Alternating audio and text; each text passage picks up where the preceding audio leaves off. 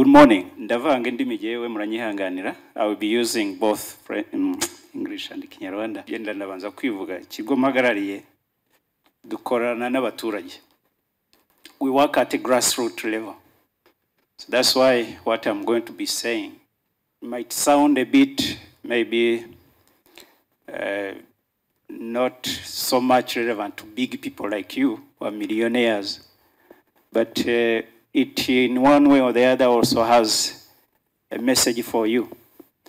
Dukorana n'abaturage rero mpagarariye ikigo cya leta cyitwa Rwanda National Investment Trust. Maze rero icyo muri butaha nibura buri wese uri hano atahane yumva yuko business yari yo yose aho hera hose icyango ikibanze no kubanza kuzigama. Ni nayo message nshaka ko muri bwumve abafite abakozi, abafite abana, kuzigama umuco kuzigama niwo shingiro rya byose. The culture of saving is the basis, is the starting point for all of us to be here actually. Naziriya businesses twabasuye wabonaga kugira ngo umuntu agire aho ageze biterwa nuko yatangiye agira umuco wo kuzigama. Nshimire PSF, abakozi abantu banyu bose twaganiriye nabo bagaragaje inyota yo gutangira kuzigama. Na umuntu wese uri hano rero mu byukuri namwe mwese muri hano amashura ko umuco wo kuzigama murabizi ko uracyari hasi. Nubwo mufite ibyo mufite ariko buriya wakubaza amafaranga winjiza ayo uzigama wasanga ari make cyane vis-a-vis ayo ukoresha. Yewe no mu iminsi mu kwa 12 ntago ngiye kudecampaigning abantu bafite ibirori. Amafaranga muzakoresha mu birori mu bukwe bw'utwerera ashobora kuzaba menshi kuruta yo mwazigamye. Ntimuze kundeba n'aba bafite ibirori n'abasore nabonyemo mbere yo gukora ubukwe mujye banza muzigame. So don't worry, those who can't understand Kinyarwanda, I'll make a good summary at the end of it. So bear with me. Agaciro cyangwa se reka yenda mazisobanure. Ikigo mpagarariye Rwanda National Investment Trust ni ikigo cya leta. Cyashyizweho kubera impamvu ebyiri. Impamvu ya mbere yari uko twifuza kugeraho tugera nk'igihugu. Kandi iyo tuvuze igihugu tuba tuvuze umuturage. Ubu dufite vision 2050. Kandi icyerekezo nuko buri munyarwanda wese yagombye kuba afite nibura icyo yinjiza cyangwa se icyo afite yinjiza buri mwaka nibura kihwanye n'amadolari atari munsi y'10,000 muri 2050. Ibyo bintu ntabwo ari inzozi, ni ibintu bishoboka pe. Niyo mpamvu leta yafashe iya mbere ishyiraho uburyo bwatuma umuturage uko yabangana kose ashobora kwizigamira. Grassroots level saving culture. Niyo mpamvu iki kigo cyagiyeho kugira ngo kigishe umuntu wese ku rwego rwe impamvu kuzigama ari ngombwa. Ariko impamvu ya kabiri cyangwa inshingano ya kabiri ishyiraho na mechanism cyangwa se uburyo bwo kugira ngo umuntu yizigamire. Aribyo nza kubabwira ku kigega bigiterambere fund ayo icyo twita collective investment scheme. Ubu rero kugira ngo ibintu bigerweho habayemo imbaraga nyinshi kwigisha pe. Ariko iyo wigisha ngira ngo murabizi no guhozaho. No kugira ngo Capital Market Authority bifite uburyo bibayeho nuko hari abantu bayizaho. Kandi abo bantu baba ntahandi baturutse babantu bagiye bizigamira make make. Niyo mpamvu rero mu by'ukuri strategic importance of saving is necessary for any economic development. Ngira ngo n'abayobozi bacu barano muri Minecofin bafite policy nziza ariko tugomba kuzigiramo aho twese nk'abaturage. Ari nabyo private sector bongubu turabizi ko ari mwe bw'ubungubu muyoboye iyi vision tuvuga nta buryo byazagerwaho hatabayeho uwo muco wo kuzigama. Ntabwo kuzigama mu by'ukuri ngira ngo statistics zihari uyu munsi bivuga ko umusaruro mbumbe w'igihugu dufite uyu munsi za miliyari twinjiza ku mwaka iyo ugereranyije n'ubwizigame mu gihugu usanga ubwizigame butari bwagera no ku 15%. Kandi mu by'ukuri kugira ngo tujye kuri ya vision twagombye kuba nibura ngubu tuvuga ubwizigame buri hejuru ya 30% ugereranije n'ubusaruro mbumbe w'igihugu.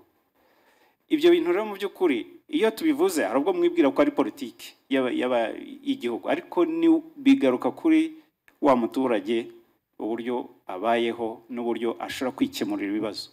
Biriya CEO wa PSF yavugaga byuko abantu bashobora kwivuza, nta buryo wakwivuza utazigama, nta buryo utateganyiriza amasaziro utabitangiye ukiri mutoya. Niyo mpamvu rero mu by'ukuri kuzigama niho ndi buhere, kwizigamira ni ngombwa. Uruhare rwacu rero nk'iki kigo mpagarariye usibye uko kwigisha, ariko cyashyizweho na mekanizme y'uburyo abantu bazigama uhereye ku mafaranga make. Ushobora kwibwira ko abantu bicaye muri sale, ndabizi mvuze ngo ujye uzigama 2,000 ku munsi ushobora kumwiruta, ariko urakina 2 se bivuze iki? Ariko bifite icyo bivuze mu iterambere ry'umuturage. Niyo mpamvu twebwe iyo twigisha hari n'uburyo bwashyizweho butuma umuntu yizigamira. Iyo twigisha turavuga tuti nibura kwizigamira ubundi ni sacrifice, no kwigomwa. Abari hano mwese dufashe nk'umukoro, amafaranga mufite kuri Momo Sinyaze ugafataho 2 ukabizigama, ntacyo biri buhungabanye kuri ya balance usigarana kuri Momo.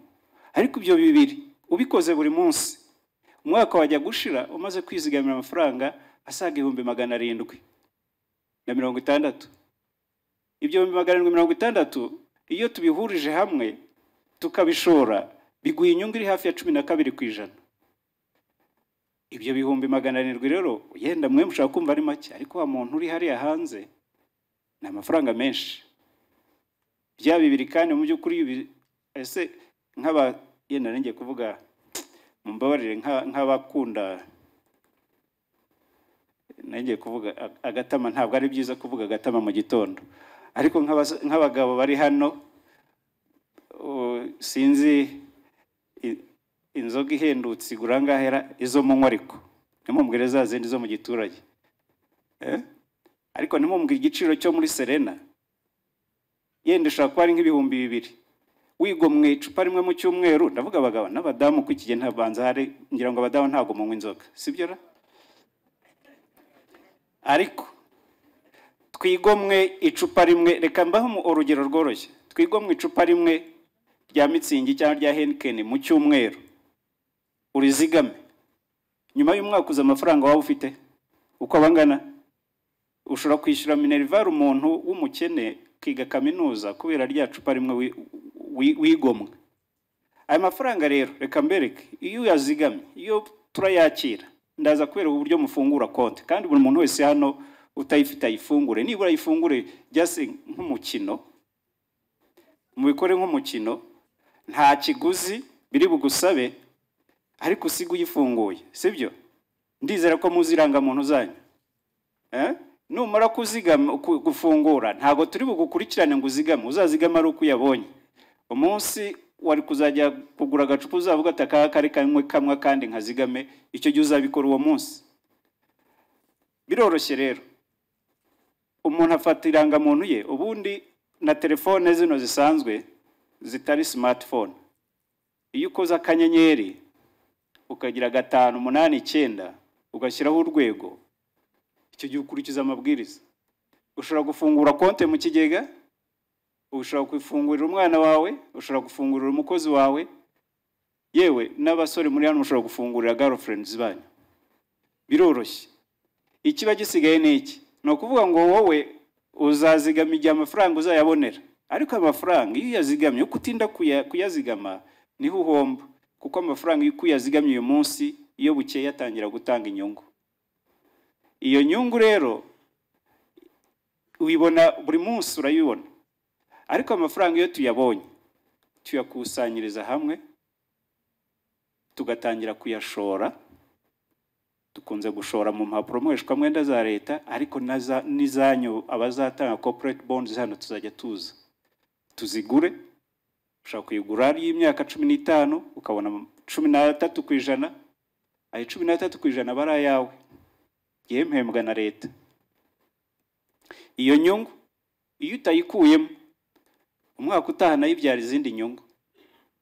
Utwo dufaranga wita dukeye nababwiye ko bibiri bibyara hafi 800 ku mwaka. Icyo gihe ayo mafaranga iyo tuyakusanije niyo tuzanira abangabo kuri stock exchange. Nk'ubu ngubu ntababeshye kuri stock exchange ngira ngo nitwe turi very active kuri stock exchange kuko twe duhoraho tugura tugurisha. Aya mafaranga rero inyungu iza bari yawe, nta musoro wishyura. Ndabizi private sector ndumva PSF yabivuze ko ngo muri iki gihe musigaye mwishyura neza imisoro, ariko ari yo ntago yishyura umusoro. Inyungu yitwara uko wakayibonye. Ntago ndi bubatindire.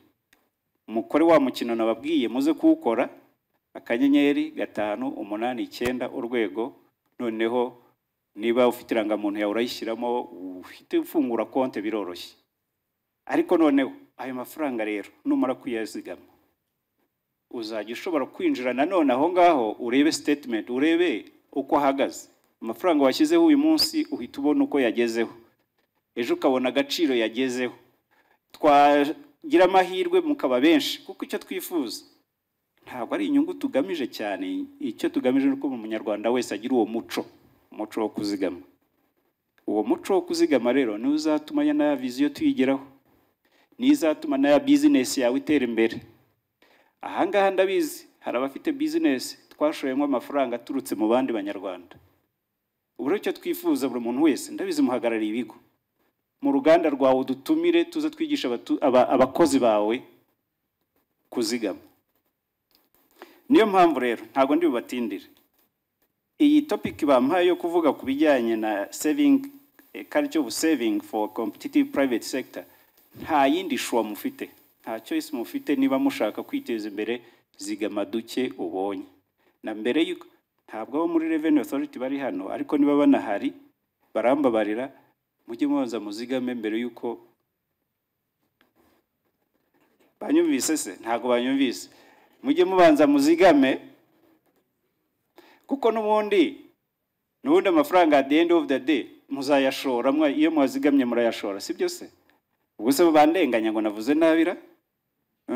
Gusa icyo nifuza bavandimwe banyarwanda bagenzi banjye n'abanyamahanga ntibahejwe da, ariko ubundi icyo ndeba cyane n'abanyarwanda. Nayo mpamvu nashatse kwivuga mu Kinyarwanda. Rwose mugerageze twitabire kuzigama dukeya tutatkugoye. Ariko none rekana nababwire n'icyo yavuze kijyanye na retirement cyangwa se ku izabukuru. Hari ibigega leta yashyizeho byungikanya cyangwa se byuzuzanya. Iterambere fund hari abajya wenda umushaka kwa mwabihuje yenda na ejo heza. Ejo heza buriya nayo turakorana. Ejo heza ifasha umuntu mu masaziro. Iterambere no kwiteza imbere. Ibi bigega byombi biruzuzanya. Ushobora kubijyamo byombi. Ikiza yenda bifashanya nuko mu masaziro uburi ufite nyine ikizere cyo kuzabaho. Ariko iterambere fund nuko ngura yakenera uyu munsi uyakoreshe ejo uyagarure. Ni reka mbyite ko ari konte kura cyangwa current account remunerated hejuru ya 11%. Ibyo bintu nta wabyihunza.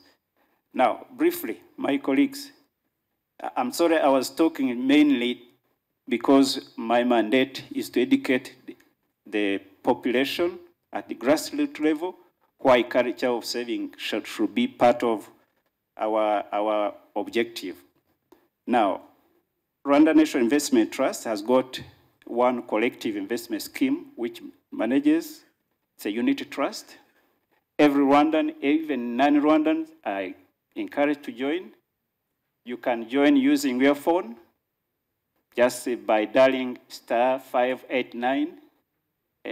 You can just register with your ID number. Then you can start investing anytime you have money to invest, to save. When you open an account, you can access it anytime. You can save and get a return on investment. Currently, it's above 11%. And that's the net of all charges. Last year, it was 11.78 net of all charges.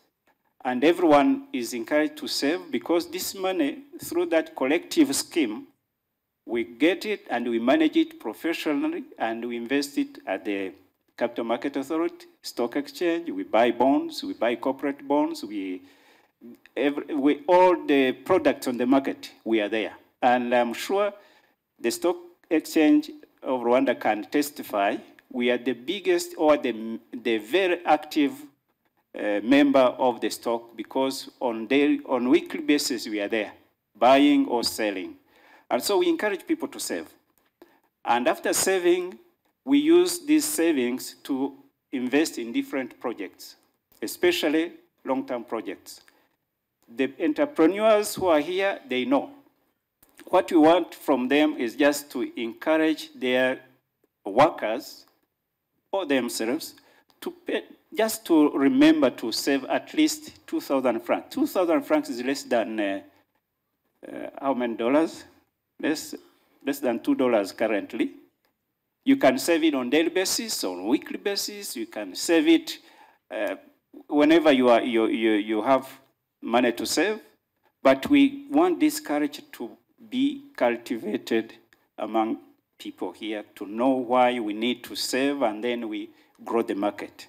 So, simply saying, we have a goal to achieve, and we work together with all market players. But our role is to educate mainly. After educating people, we provide a platform through which they can save, which is now currently this Iterambere Fund.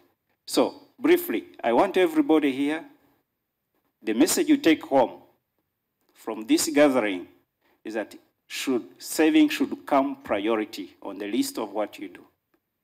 Because after having this culture of saving, then we will be able to grow the market, to grow our own businesses, and we shall be able to prosper.